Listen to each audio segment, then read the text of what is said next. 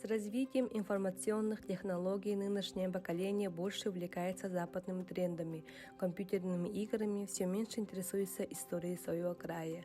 Еще можно неконструктивно рассуждать на тему, что современные дети к труду не приучены и никакими лишними обязанностями не обременены.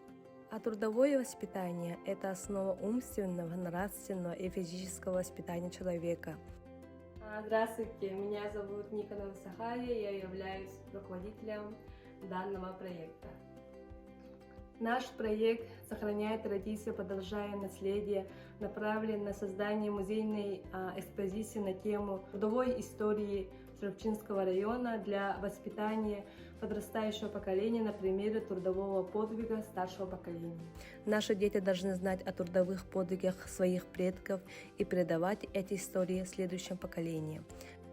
Здравствуйте, меня зовут Василина Махначевская, я являюсь координатором данного проекта.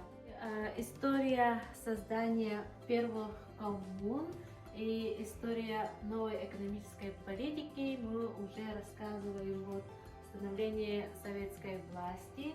Даже на этом месте мы хотим продолжить историю о тружениках нашего района, примерно разделяя их на 4 пятилетки. На стенах будут стеклянные полки, где будут выставлены уникальные экспонаты того времени.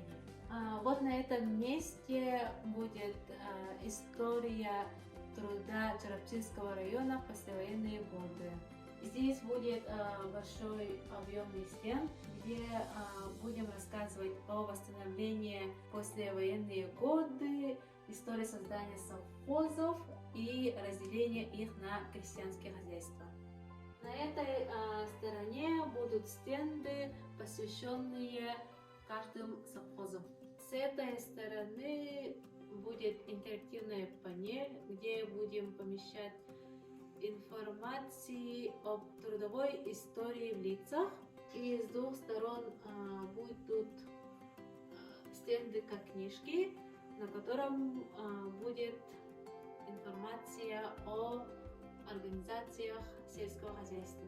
Таким образом, при успешной реализации проекта у нас будет экспозиция по истории именно трудового подвига наших земляков, и в дальнейшем здесь будут проходить различные мероприятия, такие как День памяти и скорби жертв насильственного переселения черепчинцев, образование СССР, Мир, труд, Май, День Победы, День работников сельскохозяйства, День Черепчинского улуса и другие. Материал станет основой для выпуска книги, фильма, научной базы для исследовательской работы.